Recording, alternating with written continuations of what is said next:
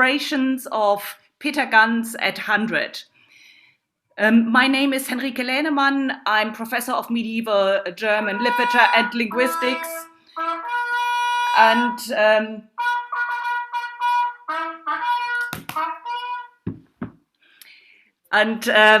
I've just been running 2 Zoom accounts at the same time, so I was playing myself back as a trumpet.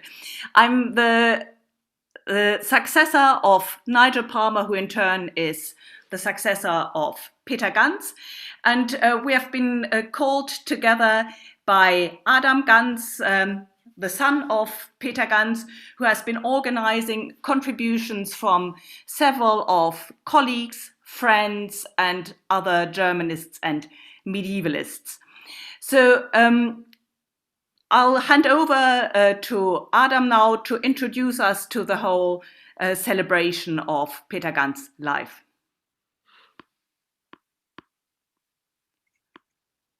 Traditionally begin by unmuting myself.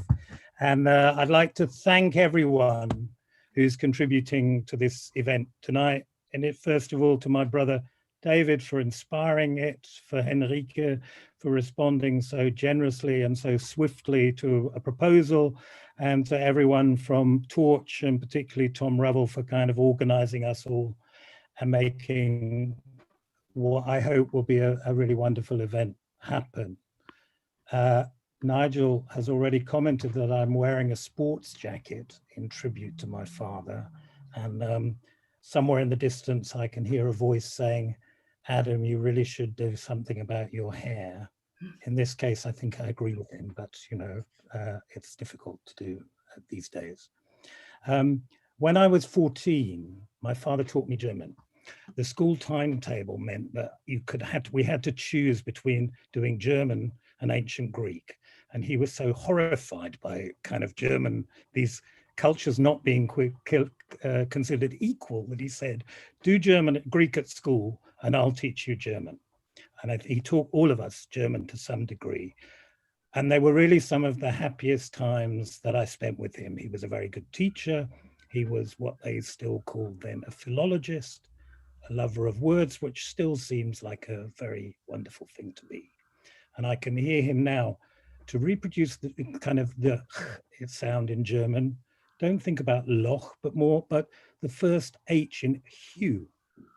To make the modified U with an umlaut, first purse your lips ready to whistle, and then go U, O. He knew how words shifted and changed as they moved from mouth to mouth and language to language. And though he couldn't show me where he'd played as a child or introduce me to his family, this was the one part of his country that had survived, and he could take me there. He shared Grimm's law with me, which explains how consonants change as words move from one language to another, softening and modifying as they move. And though he'd moved from language to language, I don't think he'd softened or modified all that much, maybe in some ways. But even though the new sounds in his mouth were shaped by different winds. But in teaching, he brought the two languages together. I remember, again, the German irregular word for to throw, werfen, warf, geworfen, comes from the same root as moldywarp, the mole, the earth thrower. And this was kind of absolutely how to learn your irregular verbs and maybe also understand the familiar landscape of these two languages and remind us that they were related after all. There's a photo that Peter took in Oxford. In 1936 or 1937, he went on a cycle tour of England, and one of the places he visited was Magdalen. There's a photo in Magdalen Cloisters and also of the Deer Park. And that was a life-changing trip because the two of the people he met on that trip stood surety for him when he had to flee to England a year or two later. I've recently been researching his history, and if anybody wants a YouTube link to what's been discovered so far, then let me know. But I remember him also taking me to Magdalen Cloisters and pointing out that Adam von Trott zu Solz was listed on the war memorial there. And this was something which he was very proud of, and I think which was the side of Oxford that he was very proud of, this kind of, maybe a kind of commitment to openness and to welcoming people, and maybe also to doing the right thing. I think he was similarly proud when his friend and colleague Jim Reed organized the opposition to Margaret Thatcher's honorary degree. I think the best inheritance that I have from both my parents is the realization that anything can happen to anyone, and that almost anyone can be capable of almost anything. And they taught us to sympathize with the prisoner and the refugee and the orphan, because both of them had been those things. So just to kind of, I think, to sum up my father, I think about two notices. One was the bumper sticker, which he saw in Wolfenbüttel. I don't know whether he ever adopted it, but he certainly spoke of it. Alle Menschen sind Ausländer, fast überall. Everyone's a foreigner almost everywhere. And the other, of course, was the famous lavatory door sign, which said senior staff only, which at some point disappeared from whichever office door it had been in, and disappeared and reappeared at some point in a door in our house. I think he felt ultimately at home in scholarship and teaching with the community of people who are here now, and the many students who've taught, who've referred to him, who've learnt him. And I think he also, that he felt a real commitment to kind of waifs and strays. And there are many, many stories I've already been told about people who he brought home. And of course, many people here who were entertained by my parents. So do enjoy the evening. Thanks very much to Henrike and for everyone for organizing it. And I look forward to reading some of the messages that we've received later on.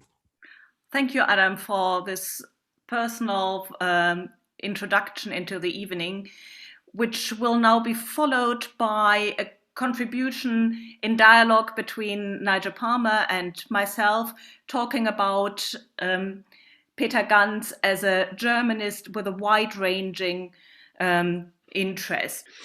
Peter Ganz would have been 100 today, 25 years older than me, or in fact 26 years and a week older than me.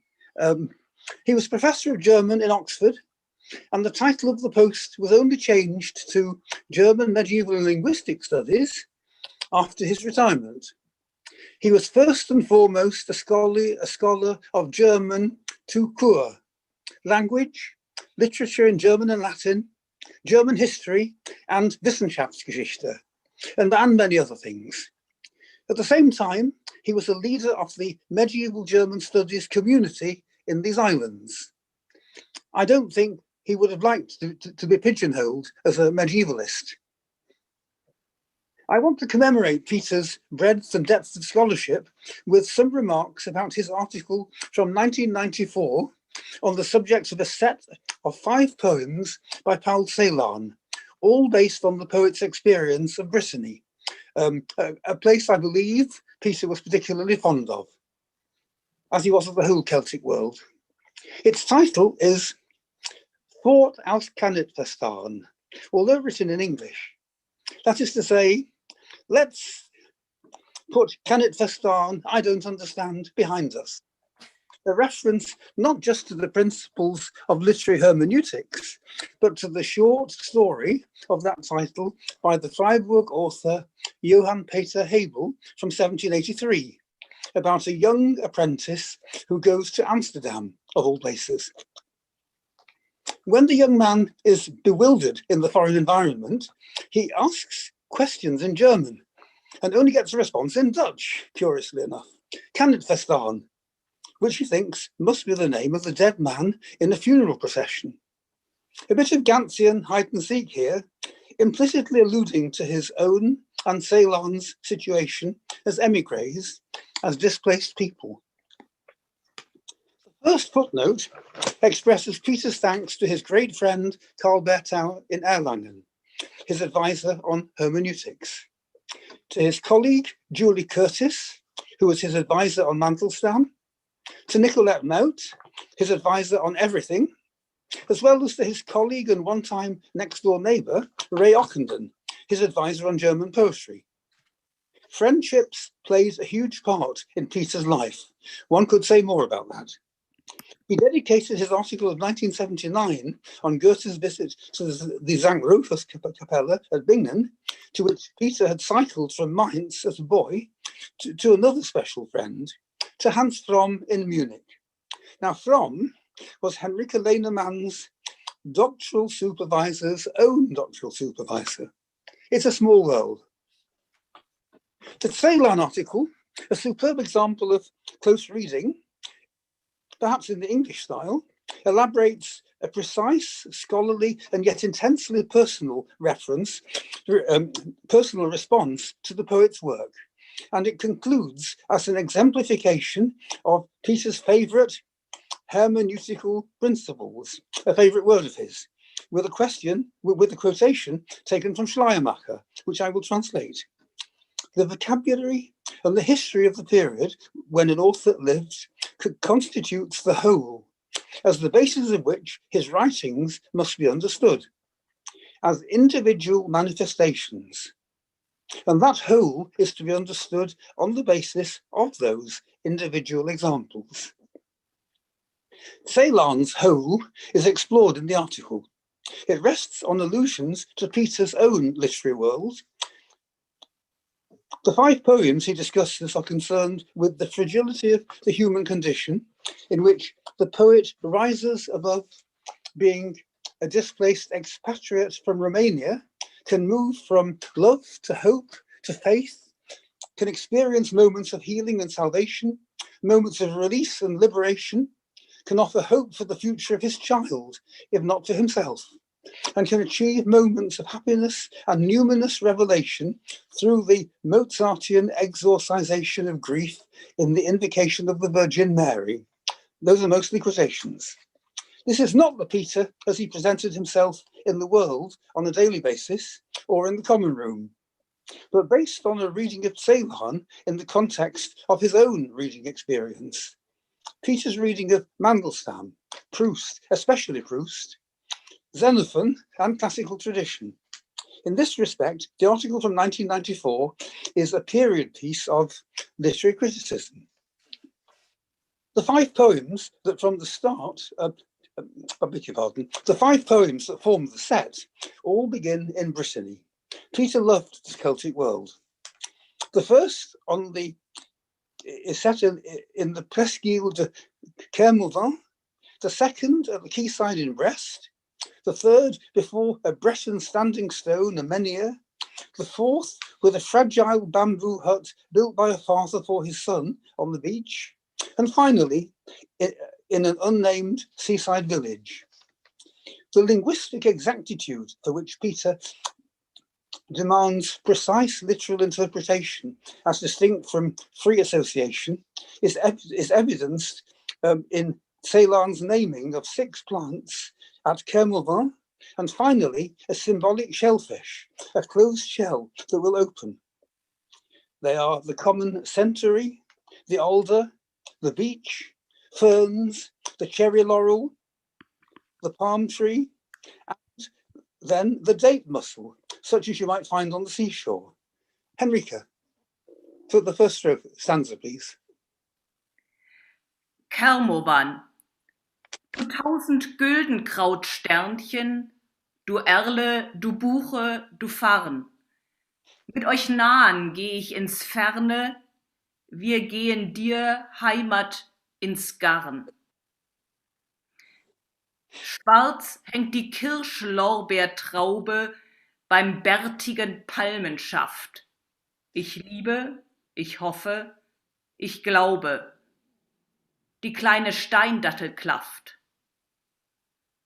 Ein Spruch spricht. Zu wem? Zu sich selber. Servir Dieu et régner. Ich kann ihn lesen. Ich kann, es wird heller, fort aus Kanitfastan. Thank you, Henrike. Peter loved Ceylon, and I have a lot of sympathy for that position. As Peter reads the poet is ensnared by nature in Kervoran and can escape from here and can escape here from the incomprehensible world of Kanitfestan to draw a moral lesson about the fragility of humanity and hope.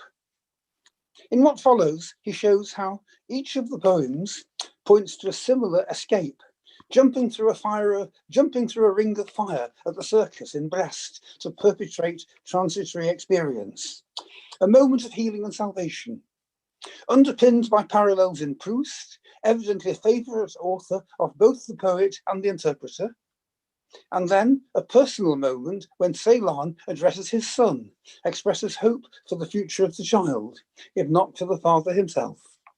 All this expressed by literary allusion, documented by evidence for Ceylon's reading of Proust from historical documents, and learning Greek at school in Romania, which Peter reads as a shared literary experience. This is an interesting example of the interpreter's identification with the poet on the basis of shared experience and reading. Peter in Oxford, Ceylon in Paris, and yet framed by the hermeneutical principles Peter found in Schleiermacher, the Oxford linguist who uses his skills to more precisely define Russian and Hebrew allusions, combined with his avid reading of favourite European literature and personal experience. There is something here, I say in conclusion, in all of this, of the lecturer and tutor I remember from my time as a student in the 1960s.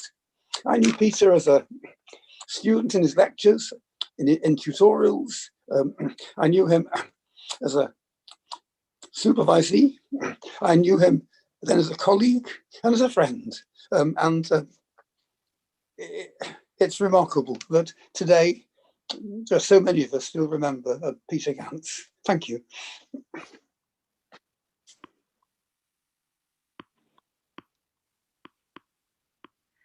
Thanks a lot, Nigel, for sharing this and for reminding us of the multiple lines of academic genealogy, but more importantly of friendship crossing in the life and legacy of Peter Ganz. I was reminded of this today when I was giving a lecture on Gottfried von Straßburg Literaturexkurs. To visualize the way in which Gottfried in his Tristan discusses literary matters, I showed the miniature from the Codex Manesse, featuring Gottfried in the center with his writing tablet in the old-fashioned sense of a wax tablet, not a digital tablet, discussing with 5 other poets. And it struck me that this imagining of a medieval literary network could well be juxtaposed with the last photograph I have of Peter Ganz in the middle of a gaggle of Germanists. I encountered Peter Ganz at 3 stages of my academic life. As a student studying his Tristan edition, as a young Germanist trying to link up with the German medievalists across Britain and Germany, and then arriving in Oxford in the many traces he had left as the first incumbent of the chair in medieval German. In all 3 forms, it was like in the Brother Grimm tale of Hase und Igel, the rabbit and the hedgehog, where whenever the rabbit arrives somewhere, the hedgehog has already been there waiting to say, "Ich bin all da." So just to briefly talk about these 3 stages. The Tristan edition is a remarkable feat of scholarship. I have it in the edition that was recommended to us by Christoph Hube, the aforementioned my Dr. Vater, who was at that point just working on his commentary on the Tristan and recommended Peter Ganz edition as the best because it gives both the scholarly content in the form of footnotes, but also the poetic context for it in the preface he wrote. And it has my annotations all over it. And then the second stage, what really made medieval German studies stand out in Britain was the friendliness across the generation of Germanists.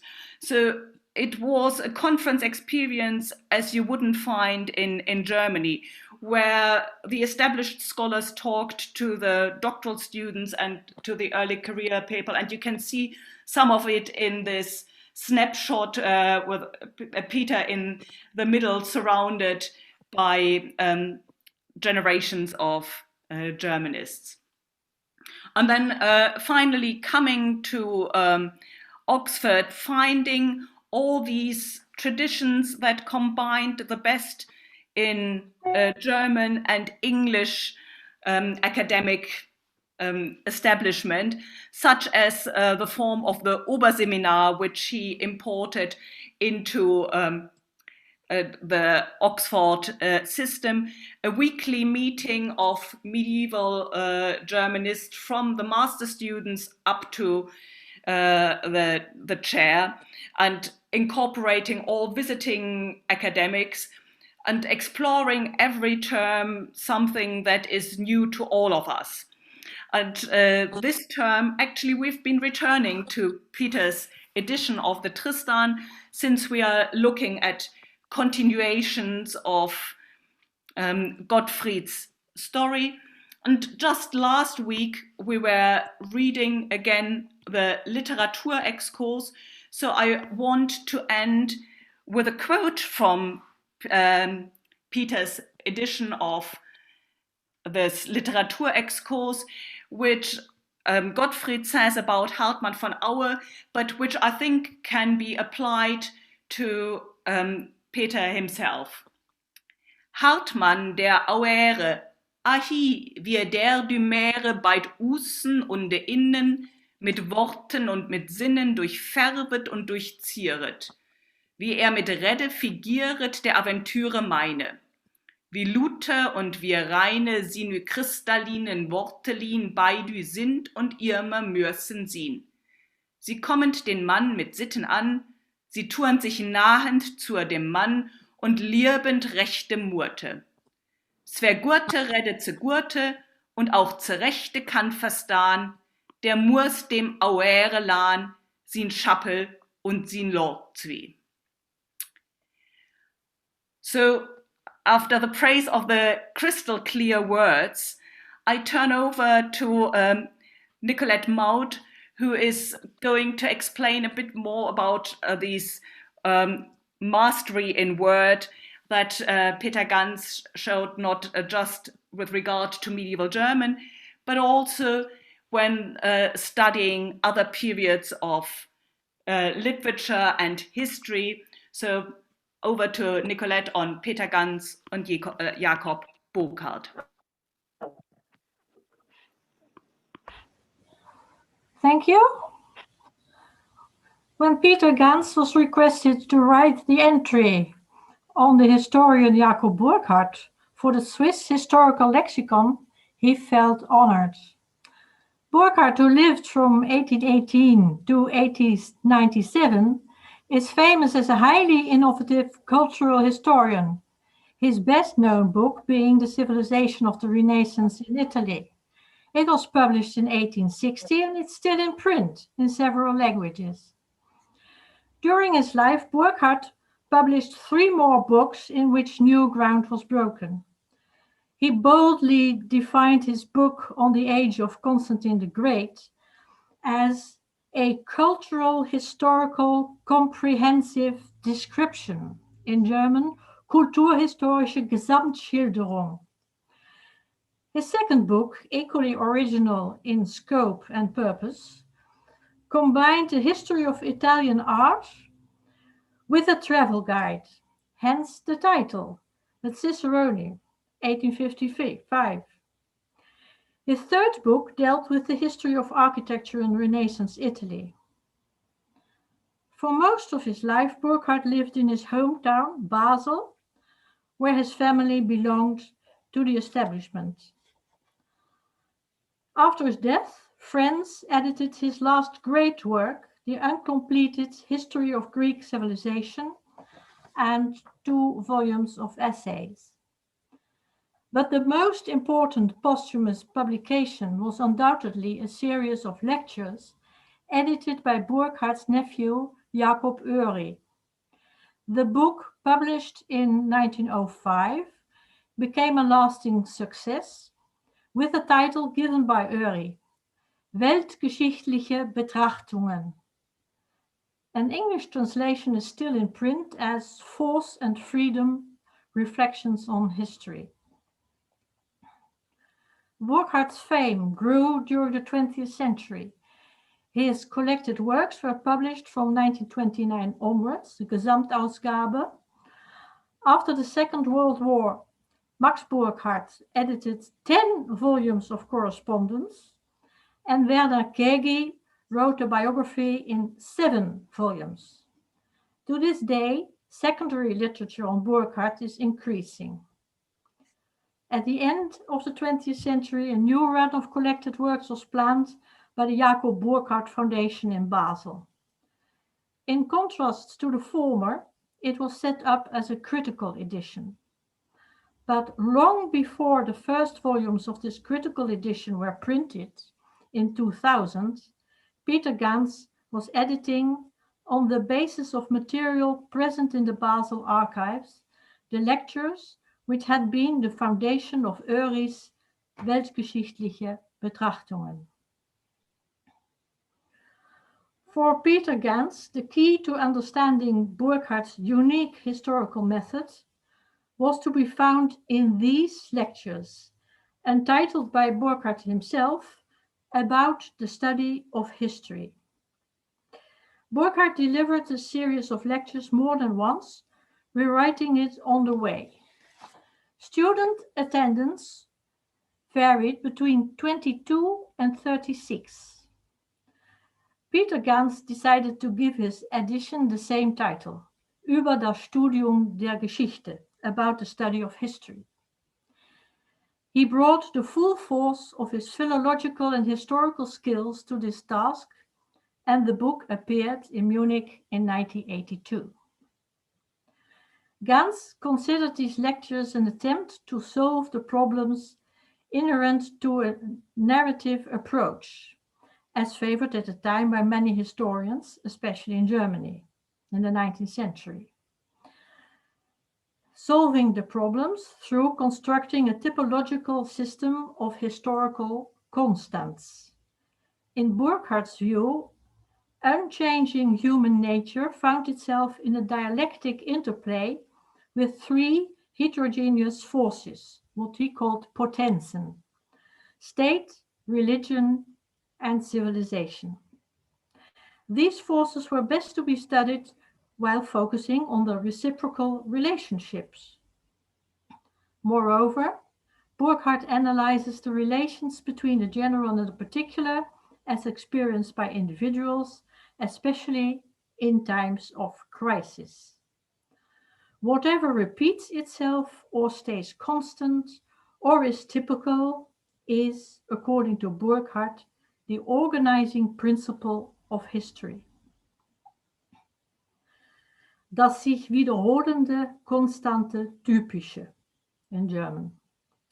In this way, Burckhardt's lectures form a clear rejection of narrative historiography with its so-called events, sogenannte Ereignisse, in favor of synthesis. In the book of 1982, the edition of the lectures is preceded by a comprehensive introduction. Ganz first examines the impact on Burckhardt's thought of Hegel's philosophy of history. It has been argued that Burckhardt was a follower of the German philosopher. Ganz rejects this, only allowing that Burckhardt was familiar with Hegel's work and sometimes reacted to it. Next, Ganz analyzes the complicated genesis of the lectures. The question whether or not Burckhardt had ever intended to publish his lectures on the study of history could not be solved. All that is known is that he allowed his nephew Jacob Ury to have a look at the manuscripts and not destroy them.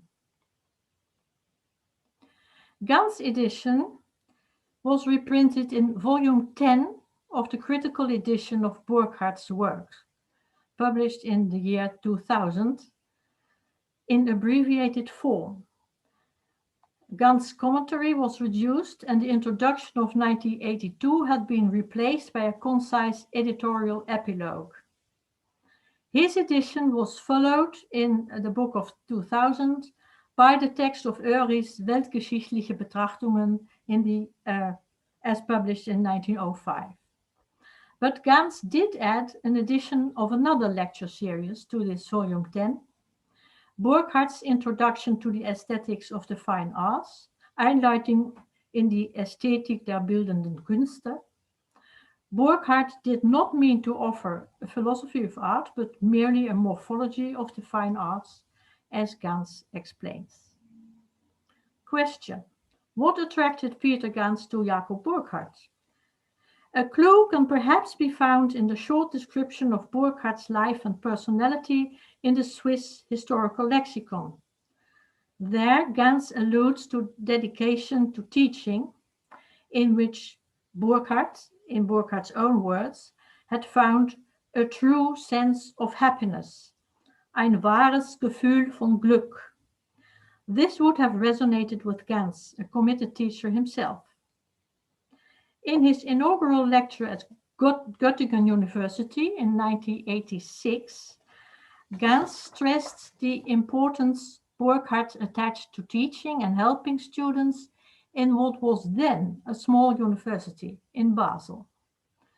Ganz undoubtedly also agreed with Burckhardt's censure of his peers trying to ingratiate themselves with the political powers of the day instead of concentrating on their academic duties. According to Burckhardt, professors should aim to educate their students to freedom, and they themselves should be free as well. Burckhardt liked to call himself a dilettante, in stark contrast to his erudite academic colleagues limiting themselves to this or that branch of scholarship.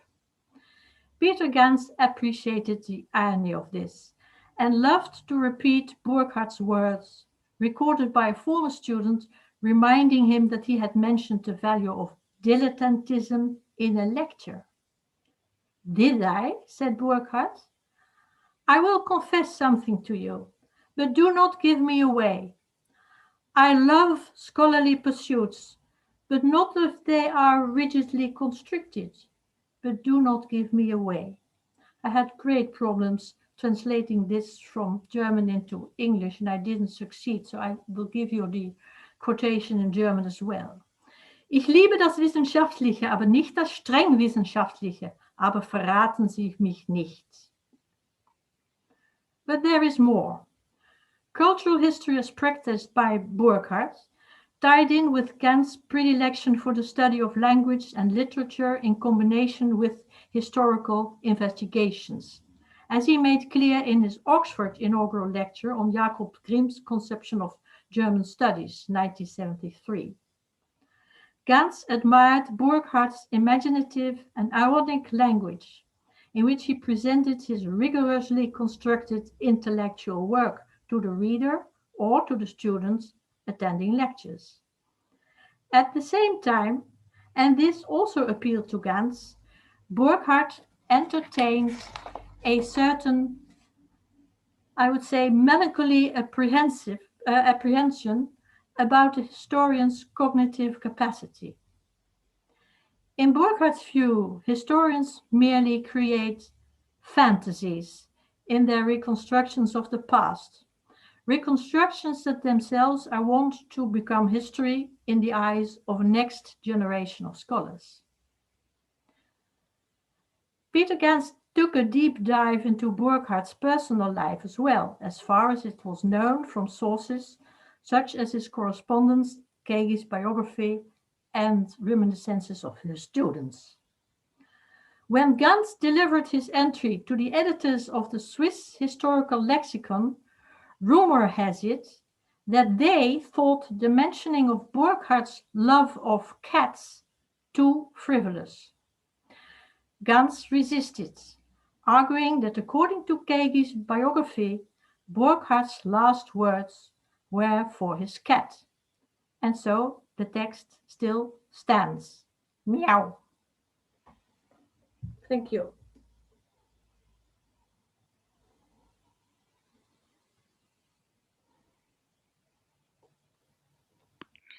Many thanks, Nicolette. That was brilliant. We now have 5 of Peter Ganz' colleagues and friends contributing their memories of Peter Ganz. I think I'm starting. Yes. And I better just say, I was originally on a program to talk about Peter Ganz as a mentor. Well, that's slightly inaccurate because I'm absolutely not a Germanist. My German, I'm going to admit, is rubbish. I say to people, life is too short to learn German. But I got to know Peter very well. And in a way, mentor isn't too far off the mark because I've definitely taken him as something of a role model of how to be an academic, at least in many respects. The way I got to know Peter was through David, Adam's elder brother. We were undergraduates together, reading history at Oxford, and David and I became friends. And through David, I got invited to 516 Banbury Road, the Ganz family home. And I would go there, it feels like often, I don't know how often it was, for lunch. And 516 Banbury Road was a hive of thought and questioning. Not just Peter, but Rosemary, David, of course, Deborah, Adam, and Rachel. Everybody discussing things and arguing things. David and I devised a game which we used to play when we went up to lunch. We would bet how many reference books we could get onto the table by the end of lunch. So during the conversation, you would somehow steer the question and say, well, yes, oh dear, when was it exactly that Oxford was founded? Peter would get to his feet immediately, go out of the room and come back with a reference book, which would then, tell you when Oxford was founded. And this way, at the end of lunch, you could guarantee that there was a pile of books on the table. So that's the way I got to know Peter. I then continued in touch with him. And when I say he wasn't an academic mentor, I did actually do one academic thing with him. He ran a reading group of medieval Latinists when I was a graduate student, and David and I both attended this. We read Alain de Lisle's Anti-Claudianus. It was torture. I don't recommend the Anti-Claudianus to any. The Latin is very, very difficult, and you do have to be really pretty interested in the philosophy of the 12th century to find it a gripping read. But we all went. Why did we go? We went because we really liked Peter and because it was just fun to be there together with him. What did we like and what do I seek to emulate in him? Well, things that have already been mentioned, the immense breadth of his interests, which Nigel's talked about, breadths, which again, in fact, Nicolette's also talked about how he spanned disciplines, literature and intellectual history in particular, how he represented a European perspective on life, deeply continental, but also profoundly English, how he spanned the generations. He treated us seriously. As very, very young people, he treated us seriously and he liked us, which is something, again, that Henrike has talked about. And I think we also admired his rather wicked sense of fun. and his slightly iconoclastic attitudes towards academic life. Peter was definitely a professor of German and not a German professor, something Henrike, I think, rightly pointed out. He was somebody who it was very, very easy to get on with. So those are the things that I think inspired me. I hope I've tried to imitate him in some of those things. There were, of course, aspects of Peter that were slightly more difficult. He was quite grumpy. And on the other hand, for us, who only saw him occasionally, didn't have to live with him, this was actually quite fun. He reminds me a bit of one of my present cats. I have two cats. One of them is very, very straightforward. The other one is actually a little bit difficult. But funnily enough, we love her dearly precisely because of that. Peter managed to carry off grumpiness perfectly, at least for those of us who didn't have to live with him, as I said. He was a wonderful man, lovely family, and I miss him still. Thank you. Thank you, Bryan. Over to Andrew. Oh, hello. I'm very touched by all of those reminiscences, and I've learned a lot about Peter because I knew him really quite peripherally. I arrived at St Edmund Hall in 1993, and I knew Peter primarily through the senior common room and common cultural interests. I knew him because he was friendly.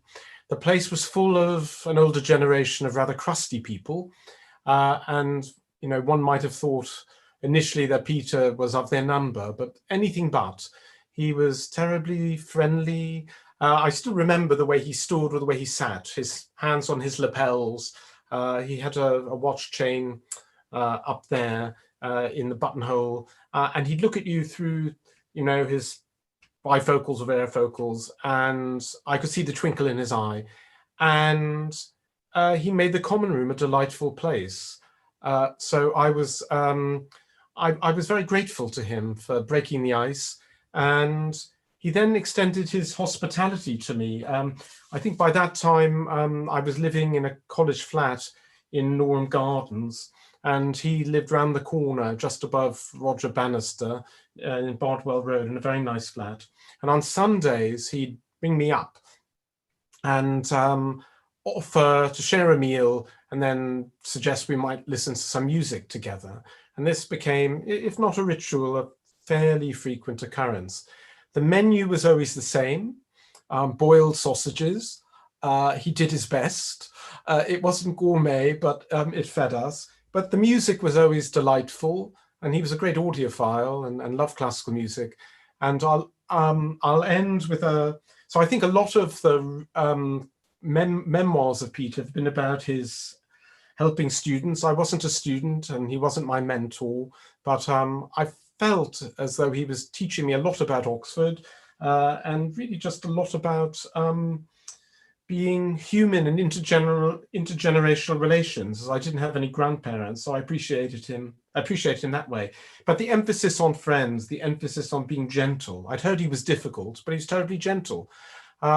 And so for me, the kind of quintessential memory is listening to a Haydn quartet one Sunday, and there was Peter, and we listened. It might have been the Lark or something like that.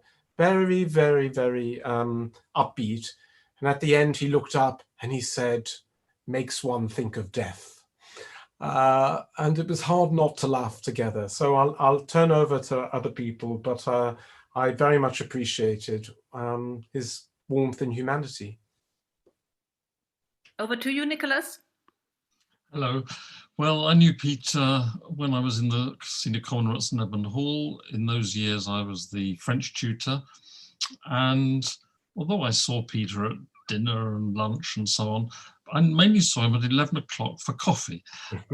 Like a lot of arts tutors, I had incredibly busy timetable, but I was fitted in 5 minutes for coffee in the middle of the morning, and I would rush up. And typically, most mornings, there will be Ken Segar and there would be Peter Ganz. And I must have spent hours and hours talking to them together and separately. And we talked about politics and we talked about literature. It's terribly touching to hear the other memories, of course, because it's a different side of Peter. The discussion of politics was always rather laconic, and the discussion of literature was always rather expansive. Politics, we all sort of agreed, so everything was said really with minimal astringency. I remember there was a ghastly meeting in the Taylor. This was in the, I don't know, late 1980s and early 1990s. It was the beginnings of what later became the Ref. And there was some truly ghastly meeting in the Taylor where all these people came and told us how we had to do more research and on. And I saw Peter's, the Taylor Hall was full, and I saw Peter across the crowd. And the next morning at coffee, there was Peter. So I said, hello, Peter. You know, asking the question to which I knew the answer, I said, what did you think of that meeting yesterday in the Taylor? And he looked at me and he said, a lot of men in suits. And he could pronounce, I can still hear him in my mind's ear, I can hear him pronouncing the word suit as a term of utter disgust. The other thing I remember is we discussed literature, and in particular we discussed Celan. And it's actually, the reason I know anything about this poet is entirely due to Peter. It began, he used to, I have to say, he used to like tripping me up with difficult, tricksy questions, and they just had to be anything in the field of, the broadest field of French culture. And if I didn't know the answer, I was sort of found fooled, obviously. And he asked me some question about some aspect of Renaissance French culture, and I didn't know the answer. So playing for time, I said, well, show me the context, show me the line, show me the context. So we read the line together, and it was from a poem by Celan that I'd not read. And so I said to him, I just don't know, Peter, but I know where I would look. I said, I will go to the Taylor and I would go to the Grand Larousse du 19e siècle. So if you don't know, this is an amazing, it's not exactly a dictionary, it's not exactly an encyclopedia, it's a huge Larousse publication in multiple volumes. And the then librarian of the Taylor was a great man, Giles Barber.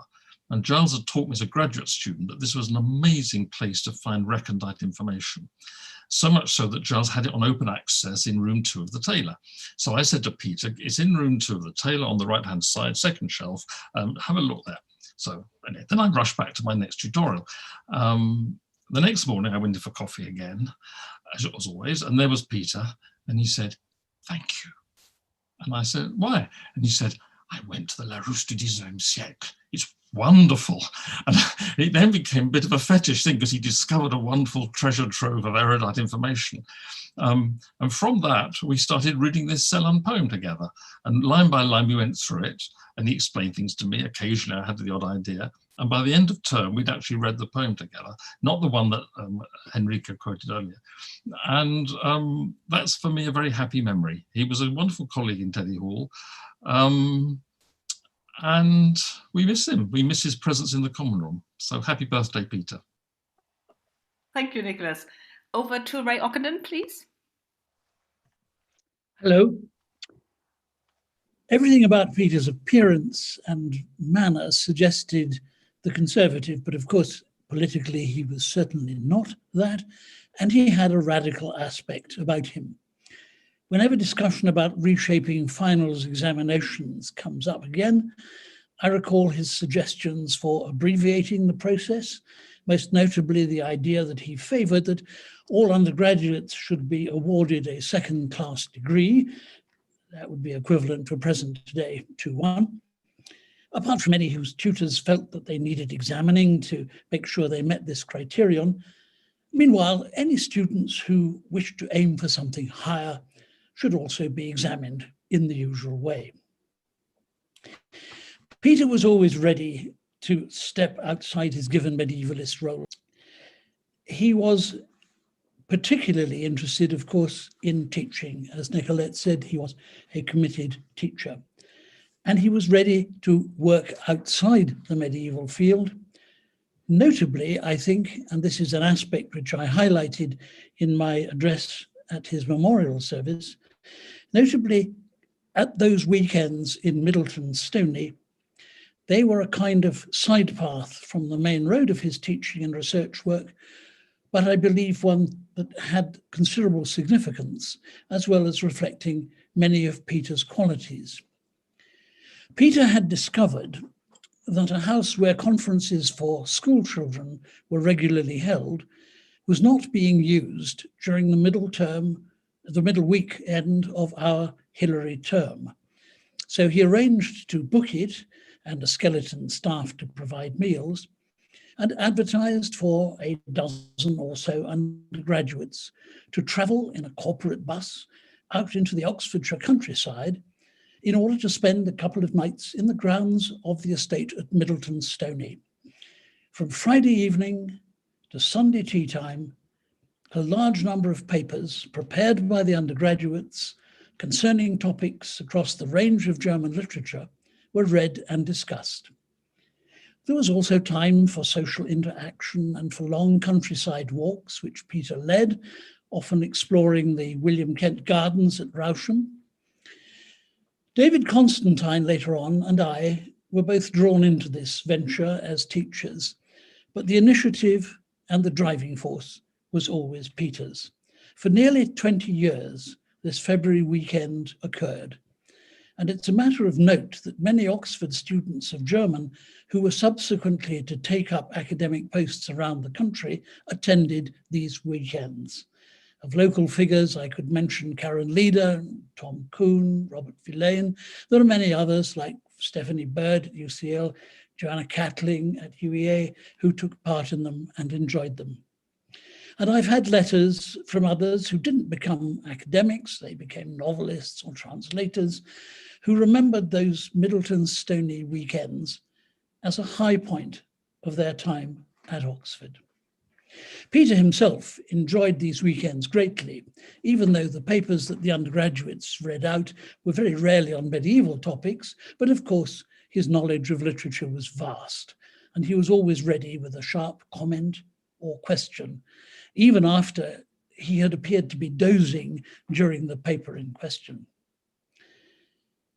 When a tradition sprang up that there should be a collective reading of a play or a long poem on one of the evenings during these weekends, he was keen to join in and to suggest appropriate texts. I recall that on one occasion when we'd finished sitting round reading together aloud Heine's epic poem Atta Toll, it was past midnight. But Peter was aware that the text we were all using in an edition commissioned for his own Clarendon German series, also contained Heine's other great epic poem, Deutschland ein Wintermärchen, and he urged us all to read on. And then about 2 o'clock in the morning, when that was all done, he declared that what we all needed was a brisk walk. So off we set into the dark countryside with Peter, an indefatigable walker, in the lead.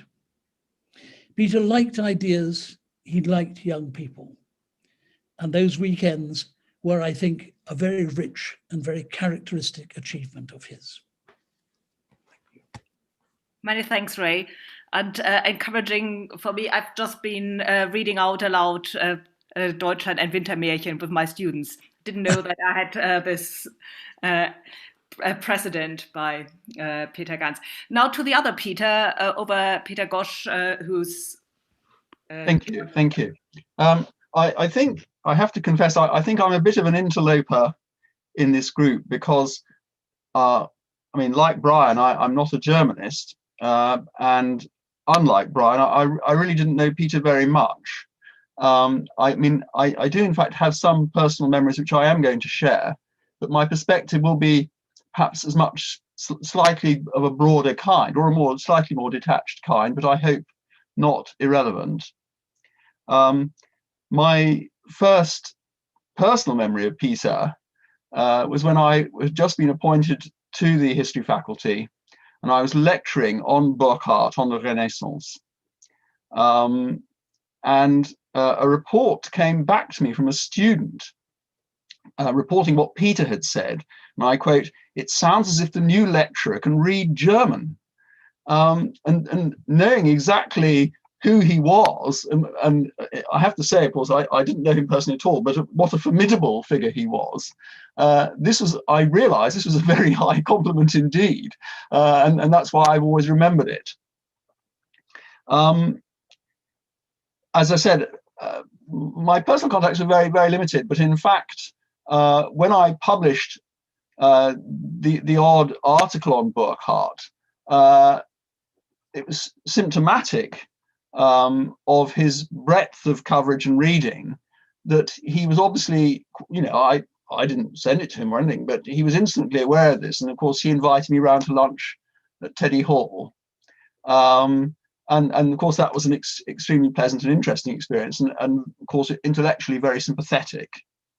But as I said, I mustn't pretend that I have the sort of depth of personal knowledge that clearly practically everybody else has here. But I just wanted to say a few words, though, that in many ways, I think Peter was actually a very important person within a spectrum that is perhaps now, alas, not quite as potent as it once was, but a spectrum within university life in the 1970s and 80s, that his taking up Burckhardt, to me as a historian, what was in many ways a very, if I may say so, obvious move to make in a post-1945 context. Of course, Burckhardt had always had a huge reputation as an art historian, or something slightly better than an art historian. But clearly, in fact, the Second World War gives him a quite different status as somebody who mercifully stood outside the mainstream of, as it were, of great power German history. And in evoking this sort of Oxford spectrum, as said, not by any means an identical, indeed not at all a similar figure to Peter at all, but nonetheless part of the same spectrum was Hugh Trevor Roper. And of course, Trevor Roper put Burckhardt's, as it was then called, Weltgeschichtliche Betrachtungen, on the syllabus, which one read, if one had German, as a first-year student, which I did. And in fact, it's precisely because of that then, as I said, I'm not a proper Germanist by the standards of this company, but I am nonetheless, of course, a historian of German intellectual history. And it was because of this that I was lecturing on the Renaissance in the early 1980s. And of course, I was well aware of Peter's edition of Burckhardt. And in speaking, as I said, of a sort of spectrum of opinion, what I really admired about the edition of Burckhardt was that it was clear, if only in one sentence. I'm afraid I hadn't read the Swiss Historical Lexicon, but it was clear, if only in one sentence of the foreword, that Peter clearly admired Burckhardt's academic freedom from academic vanity, his individuality, his originality. And I much preferred this to what one might call the Trevor Roper approach, which was much more widespread, which was simply to applaud Burckhardt on political grounds, which in fact actually is a very, very difficult line to pursue, because of course Burckhardt is a very complicated person, and his views on 19th century politics are certainly not what we would call politically correct, even if mercifully they do not, of course, veer into such incorrectness that we find them repugnant. And as I said, what I respected was precisely, speaking as a historian and not a literary scholar, was this intense application to texts. And what I slightly fear for the history students today is whether in fact they get the same sort of exposure to texts that students did, dare I say it now, alas, really quite a long time ago. And I realized that in my own work, this sort of great focus on text, of which Peter was such a great example, and which I would have to say, of course, I took, as it were, from many possible voices in Oxford, has been absolutely crucial to my work. That I have spent something like, dare I say it, nearly 30 years working on a single very, very short text, which is Max Weber's Protestant Ethic. And so what I'd like to say, just, by way of conclusion, is that I took, I think, two obvious things from 1970s Oxford. One was this belief in the centrality of text, which is not something, I mean, strange that it may sound, not something that all historians of ideas share. A lot of them believe that contextualizing a text means, in fact, actually to destroy the unity of the text and to break it down. The second thing I took from 1970s Oxford was indeed a centrality, what was indeed a belief in the centrality, not merely of German history, but of Wissenschaft, which, of course, the German emigres above all brought ever more intensely to Oxford. And those features have undoubtedly shaped my career, though, as I said, I'm not even English, and I'm certainly not German. And as I said, viewed within that broad spectrum, then Peter was actually a linchpin of that particular part of Oxford cultural life, and I am deeply indebted to it. Thank you.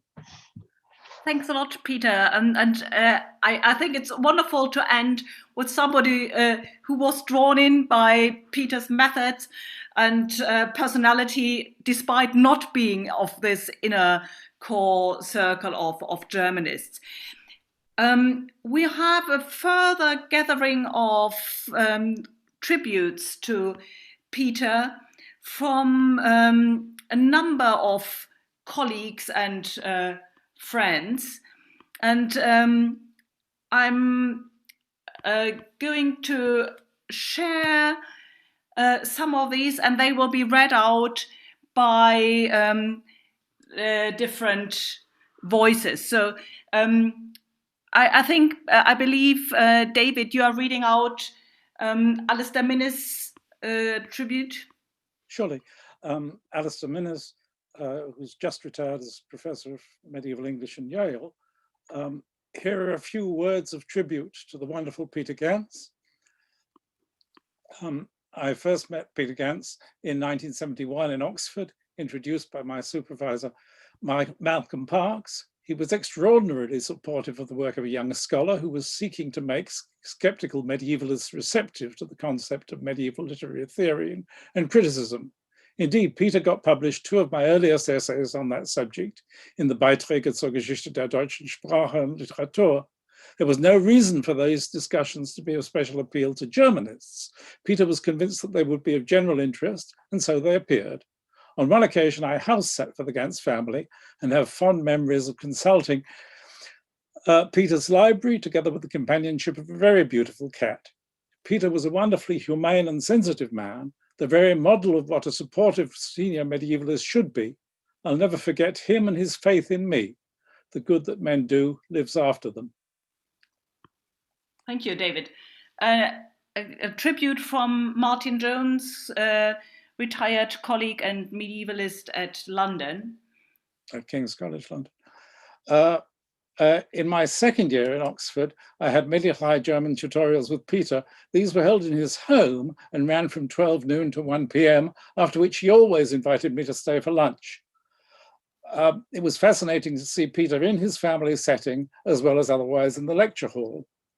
I was appointed to an assistant lectureship in German at King's London in 1968, with renewal of the appointment and promotion to lecturer scheduled for consideration early in 1971. Unfortunately, Professor Kenneth King, who was head of department at the time, died late in 1970. That threw a spanner in the works of my planning to buy a house, which was sorely needed to accommodate my young family if the promotion went ahead. Would the review of my appointment take place as scheduled? As luck would have it, Peter was in King's late in 1970, and we met for lunch when I explained my dilemma to him. Peter left to meet colleagues elsewhere in the college, but then came back a few hours later to say that he had a word with Roy Jones, Dean of the Arts Faculty, and could tell me that there would be no problem about the promotion. Armed with that news, we went ahead and bought a house in February 1971 and still live there now, 49 years later. It's been a great home to my family, and it's down to Peter that we were so fortunate as to be able to find the house when we did. My wife and I hold him in affectionate memory for the great act of kindness he did for us as a man who understood the importance of family. Thanks a lot. The next tribute is in German by one of the librarian specialists in bindings from the Herzog August Bibliothek in Wolfenbüttel, and I've included a photograph that Nicolette Mout sent in of Peter Ganz at his desk in Wolfenbüttel. So Helma Hertel writes, ich freue mich, dass ich an dieser Stelle an Peter Ganz erinnern darf. Nur eine kurze, aber folgenreiche Zeit gehörte Peter Ganz zum Stab der Herzog August Bibliothek in Wolfenbüttel. Er war in der Nachfolge von Walter Killy von 1985 bis 1988 wissenschaftlicher Leiter des Forschungsprogramms als Resident Fellow. Dabei hat er Zeichen gesetzt und Weichen gestellt. Ein bleibendes Verdienst erwarb er sich mit der Verankerung der Medievistik im Forschungsprogramm der Bibliothek. So gelang ihm für seine Vorhaben in Wolfenbüttel den damaligen niedersächsischen Ministerpräsidenten Ernst Albrecht zu gewinnen. Er rief einen medievistischen Arbeitskreis ins Leben, in dem Gelehrte von internationalem Ruf sich im freien Gespräch über ihre Forschungsvorhaben austauschten. Dieses Unternehmen existiert in modifizierter Form noch heute.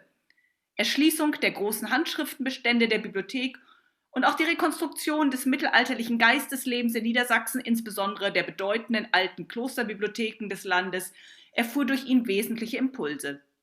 Frucht war zum Beispiel ein Projekt von Kurzkatalogen. Inzwischen sind daraus 6 Bände mit konzisen Beschreibungen veröffentlicht worden. Peter Ganz beteiligte sich auch an der wissenschaftlichen Erschließung des 1984 für die Bibliothek erworbenen Evangeliars Heinrichs des Löwen, wie auch an einer Ausstellung Wolfenbütteler Zimelien, als das Löwen-Evangeliar 1989 erstmals der Öffentlichkeit gezeigt wurde. 1986 leitete er den Wolfenbütteler Sommerkurs Renaissancen im Mittelalter. Wolfenbüttel kann ihm nur dankbar sein für die Kraft und Energie, die er für die Förderung unserer Institution eingesetzt hat. And the final tribute from Germany is a Grußbotschaft by the Oberbürgermeister, which she actually sent in English. So I think, Adam, you are reading that?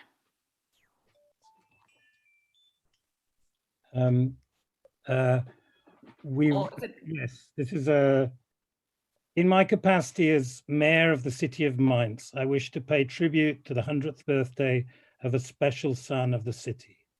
Peter Ganz was born to Dr. Hermann and Dr. Lotte Ganz from a long-established Mainz family on the 3rd of November 1920 in Mainz.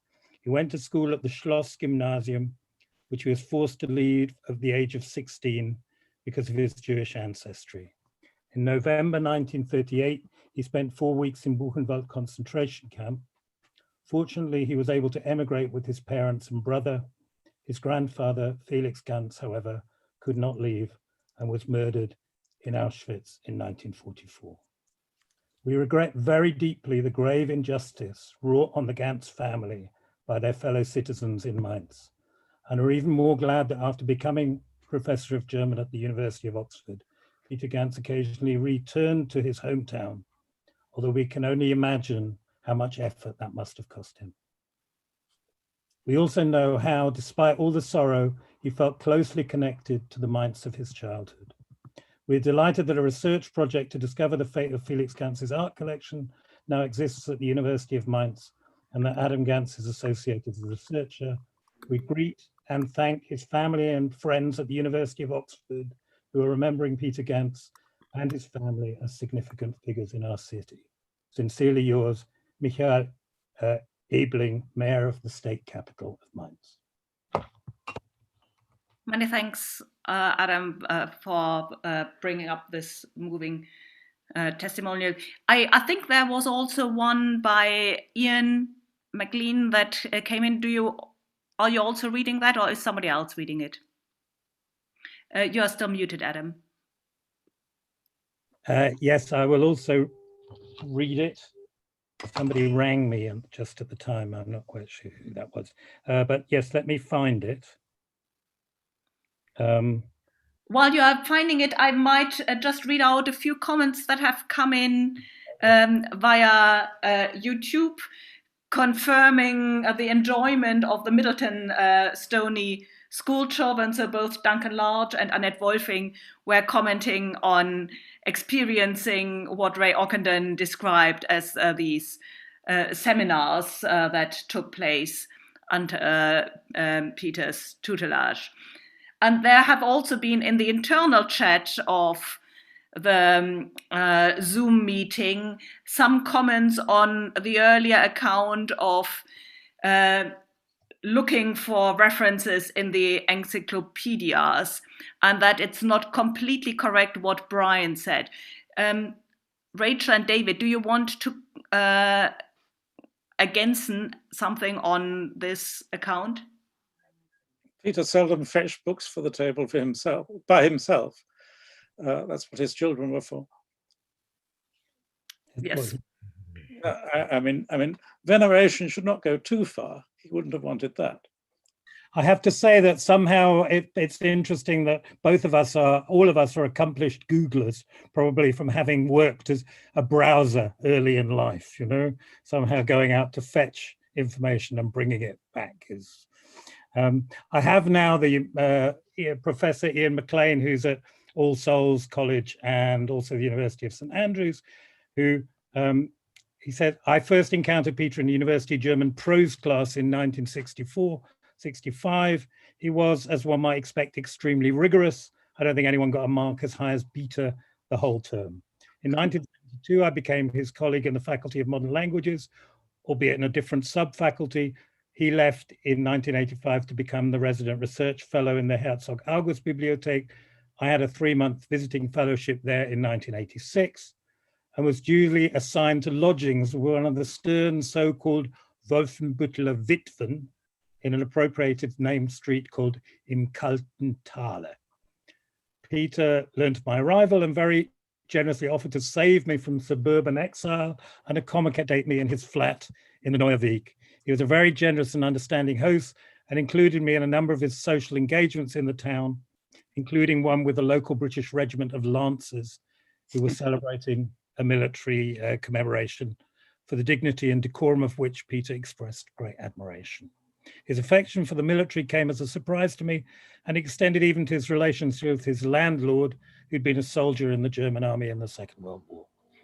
During my time in the library, I attended the early evening research seminars in the Zeughaus, which Peter chaired in his own very individual style. He quite often would fall asleep during presentations, but had the knack of waking up just before the end and asking an appropriate question. Of these occasions, the most memorable for me was for two formidable Heidelberg professors of theology on the music and words of a Bach cantate. The seminar began with Lothar Steiger discoursing on the pietist text, which lulled Peter, and not only Peter, into slumber.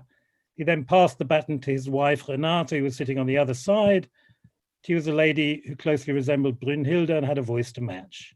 Without any warning, she started singing fortissimo in the tune of the opening chorus with its accusatory words, "Es ist dir gesagt, Mensch, was gut ist und was der Herr von dir fordert."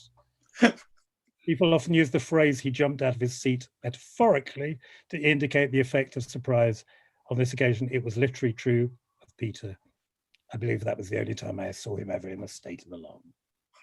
Thank you very much, Ian, for your story. And thanks a lot to everybody who contributed. It was really a rich gathering and anthology of tributes, not overly reverent, but giving a lively picture of a scholarly life that touched many other lives and lives on. And this YouTube recording will be available further on. And if you have any further comments or tributes, do send them in either as comments on the YouTube video or via email to me or Oxford Medieval Studies. There's one kind of a further connection that I would like to make, Henrike. One, I was aware that in Tristan, there's the bit that you selected is kann verstanden, and it's nice that we have both kann verstanden and kann it verstanden in the same text.